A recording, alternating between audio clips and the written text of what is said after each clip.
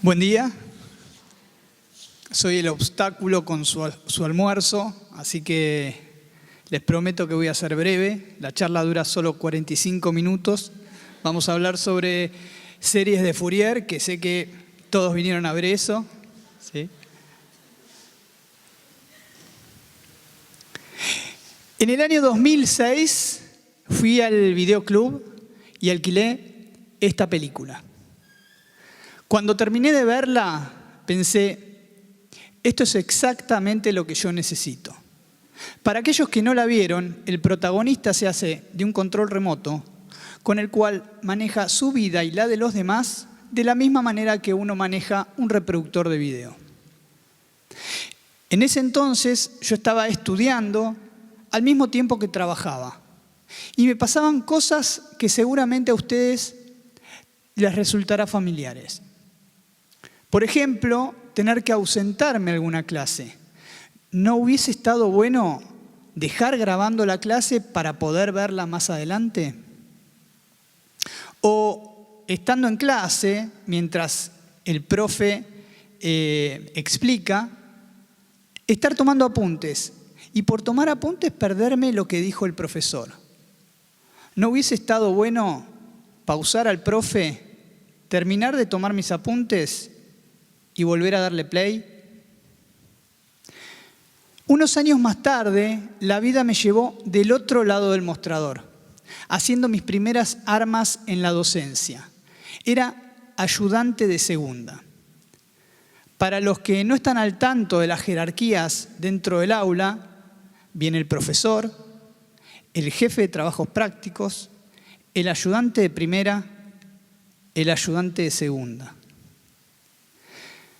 Obviamente estaba muy contento por la oportunidad que me habían dado de sumarme al equipo de trabajo de la materia en la que estoy actualmente. Sin embargo, me desbordaban las ganas de enseñar y no encontraba un espacio para hacerlo. Tuve la suerte de salir sorteado para presenciar una de las primeras charlas TED que se dio en Buenos Aires. Me fui a Tecnópolis y presencié una charla que me explotó la cabeza. Salman Khan hablaba sobre reinventar la educación. Él contaba en esta charla que le había dado clases particulares a sus sobrinos que vivían en la otra punta de los Estados Unidos, utilizando una tableta digitalizadora a modo de pizarrón. Él grababa a la vez que explicaba y después ese video lo subía a YouTube y les compartía a los sobrinos el link. Salman Khan decía que había tenido mucho éxito no solamente con sus sobrinos, sino con los compañeros de sus sobrinos y un montón de otras personas que accedían a esa plataforma buscando este tipo de información. Yo salí de esa charla y sabía exactamente lo que iba a hacer.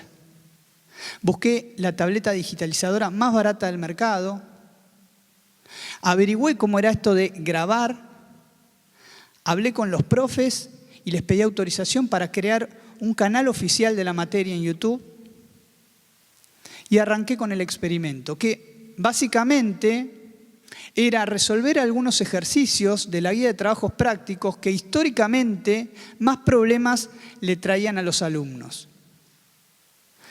Rápidamente me empezaron a llegar críticas súper positivas de esos alumnos que me decían: Darío, está bueno lo que estás haciendo. Pude entender en el video algo que no había podido entender en clase de repente por la forma en que yo lo había abordado, o se habían ausentado a la clase y no habían podido estar presentes y gracias al video lo habían visto, o habiendo visto la clase cuando estaban en sus casas resolviendo el mismo ejercicio se habían trabado y recurrieron entonces al video como para poder continuar resolviéndolo. Y uno de los comentarios que me hacían era: estaría muy bueno que hagas teoría. Y la verdad es que sí, me parecía que estaba bueno, pero para hacerlo necesitaba tiempo. Y tiempo era una cosa que no tenía. Con el correr de los años, yo fui escalando posiciones y llegué a jefe de trabajos prácticos. Y en el año 2019, el profesor me dice que se está retirando y a partir del año siguiente, yo me haría cargo de la clase. 3 semanas antes de que arrancara el ciclo lectivo 2020, nos pasó esto. Todos en casa por tiempo indeterminado. Unos días más tarde nos enteraríamos que las clases volverían, pero de manera virtual. Lejos de vivirlo como una crisis, yo lo viví como una gran oportunidad. Por 2 motivos. Por un lado, tenía ese tiempo que necesitaba para hacer los videos. Y por otro lado, tenía la libertad para hacer lo que quisiera, porque era el dueño de la materia. Estaba a cargo de la misma. Entonces, la decisión estaba tomada. Yo iba a hacer esos videos y los iba a subir a YouTube. Y me autoimpuse 3 dogmas para hacerlos. El primero de esos dogmas era que, a menos que fuese estrictamente necesario, iba a dejar de lado ese pizarrón que tenía por tableta digitalizadora e iba a hacer algo bien audiovisual, bien entretenido. Mi objetivo era interesar. ¿Por qué? Porque me parece que cuando las cosas interesan, se aprenden de otra manera. El segundo de los dogmas era la duración de los videos. Entre 15 y 30 minutos me había autoimpuesto. ¿Por qué? Porque es el máximo tiempo que una persona puede prestar atención a algo. Por algo, estas charlas no duran más de 18 minutos. Y el tercero de esos dogmas tenía que ver con la cantidad de videos que íbamos a ver en clase. Entre 2 y 3 videos, no más. Yo no quería que los alumnos sean espectadores. Yo quería interactuar con los alumnos. Lo que están viendo es el resultado del trabajo del 2020. En estos menos de 2 minutos de edición están condensados más de 40 videos, más de 16 horas de grabación. No era solo dar una explicación del tema, era dar la mejor explicación posible, valiéndome de los recursos que tenía a mano. Uso de colores, referencias a cultura pop, animación, todo era válido. Con rigor académico, pero sin solemnidad. En algunos casos, tomando material de terceros. Hay mucha información en la web. Y nosotros, los docentes, en algún punto nos podemos convertir en curadores, que tomamos eso que necesitamos para mostrárselo a los alumnos. Actualmente, toda la materia está subida a YouTube para que los alumnos puedan verla cuando quieran, como quieran, donde quieran, las veces que quieran. Pausarme, rebobinarme, adelantarme, tal y como lo hubiese querido en mi época de estudiante.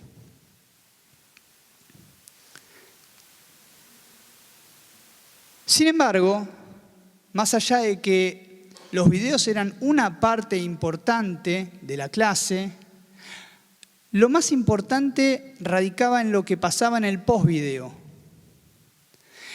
Les cuento un poco cómo era la dinámica.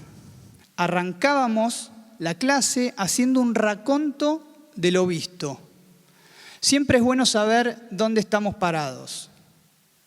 Después planteaba el mapa de ruta. ¿Hacia dónde vamos? No solamente en esa clase, sino cómo esa clase se iba a conectar con el futuro de la materia. construir conocimiento. Y ahí los mandaba a ver alguno de los videos.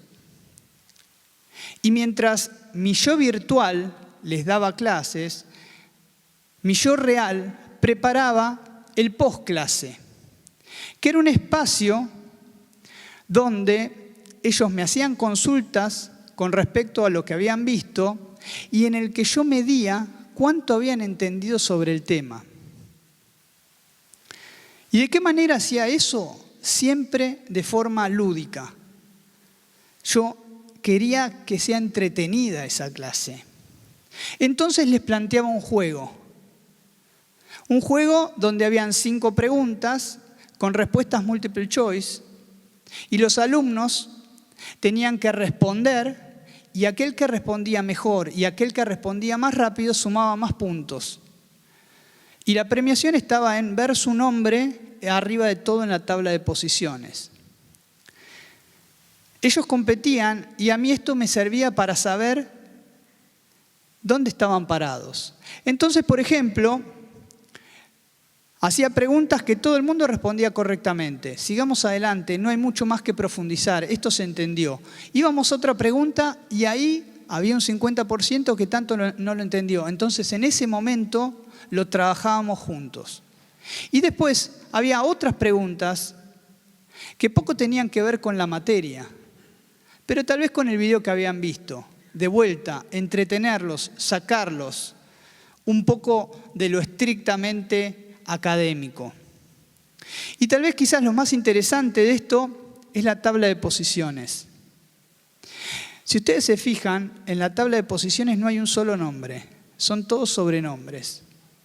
Y esto es así porque yo les exigía que sea así. Porque yo lo que necesitaba era que la mayoría de los alumnos participaran.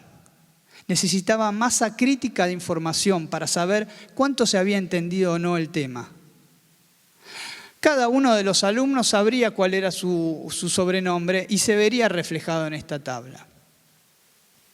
Otro tipo de actividades que hacíamos, ya de carácter grupal, no sé si alguno conoce este juego, el Jeopardy, donde vos tenés categorías y puntos y respondés por sumar o restar esos puntos de esas categorías. Y tenés que presionar un pulsador para tratar de ser el primero en responder. Bueno, yo los hacía agruparse y les decía que debatan la respuesta y cuando estén preparados, alguno de los alumnos de ese grupo presionaba el pulsador. ¿Qué pulsador? Un pulsador que tenían en el celular. ¿Sí? Todas las plataformas que les estoy mostrando acá son de uso gratuito. Y más importante, los alumnos no necesitan registrarse. Yo solamente les pasaba un link y un código de acceso. Y cada tanto tiempo hacíamos lo que se denominan evaluaciones formativas. Y ahí sí están tachados los nombres, pero ahí sí yo les pedía que pongan el nombre y el apellido. Pero les decía, esto no es por los puntos, pero esto es para que tanto vos te des cuenta de dónde estás parado de cara al parcial que llega y yo te puedo ayudar también en eso. Entonces, podemos ver que, por ejemplo, una gran mayoría, las primeras 3 preguntas, respondió correctamente. Sobre ese tema en particular no hay mucho que hacer, nuevamente. Ahora, vamos a las siguientes. Y ahí un 50%, la verdad, más o menos, la media no lo hizo bien. Bueno, sobre eso, los profesores, el jefe de trabajos prácticos, tenemos que trabajar para que todos lleguen de la mejor manera al examen y no fallen. Y por último, si se fijan, los últimos 2 puntos, solo el 17% de los alumnos respondió correctamente. Esto indicaba una única cosa, que el que falló fui yo. Fallé al dar la clase o fallé al elegir cuál era la respuesta correcta de esas opciones que yo les daba. De hecho, en la última columna, la respuesta correcta efectivamente era la respuesta D. Yo estaba enamorado de esta forma de dar clases.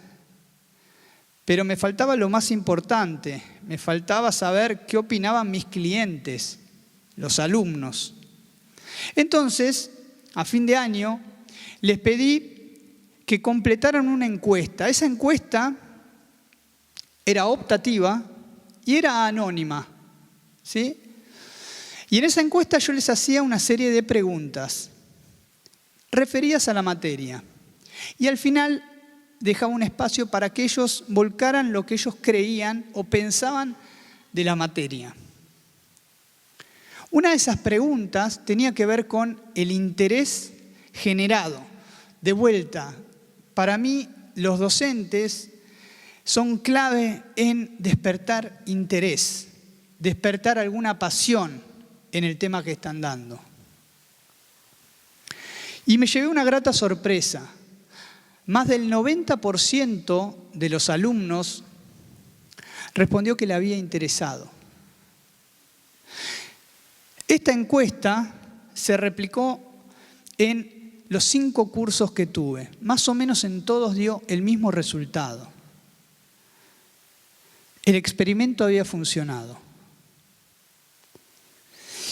Y después me encontré con un montón de comentarios. Esos comentarios me hicieron entender por qué había elegido la docencia. En algún momento esta charla estará grabada y ustedes le pondrán pausa si les interesa y los leerán todos, pero particularmente me quedo con uno que decía: cada vez que vea Volver al Futuro me voy a acordar del PID. El PID es algo que estudiamos en clase, no viene al caso. Y cuando él se refiere a Volver al Futuro, se refiere a que en alguno de los videos aparece un DeLorean, aparecía, lo habrán visto quizás en la edición, el skate, el DeLorean, el skate, los Homero Simpson. Son recursos. Se llama anclaje pedagógico. Es lo que conecta lo que estás explicando con algo en particular, para que en algún momento al alumno le dispare esa charla que diste. De hecho, en esta charla hay un anclaje pedagógico. La fotito de Adam Sandler sosteniendo un control remoto.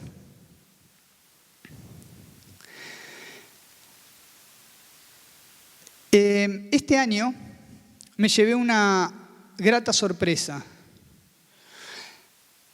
Esta universidad nos dio a los profesores la libertad de seguir enseñando de la manera en que nos sentíamos más cómodos. No nos obligaba a la presencialidad. Nosotros lo que llevamos a cabo este año es un aula híbrida que para mí mezcla lo mejor de los dos mundos. La teoría virtual, sincrónica y asincrónica, de la manera que les presenté. Y la práctica en el aula, en el laboratorio presencial. Miren, las carreras de ingeniería van hacia una formación basada en competencias. El saber hacer. Y para saber hacer hay que practicar. Entonces, lo que va a suceder es que vamos a tener que administrar los tiempos de la práctica y la teoría. No estoy diciendo que la teoría no tiene que estar. La teoría es la base de la ingeniería, es lo que le da sustento a lo que vamos a hacer.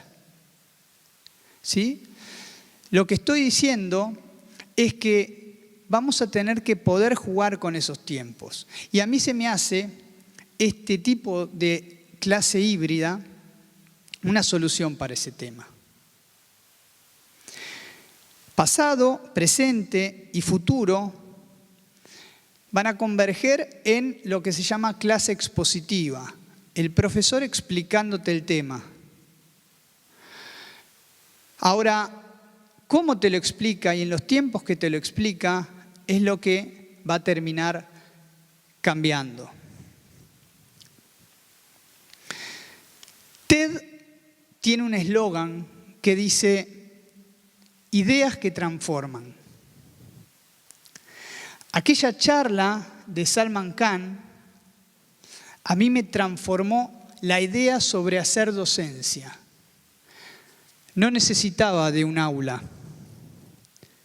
Ojalá algunos de ustedes, esta charla los ayude a entender que hay otra forma de enseñar y está al alcance de un clic.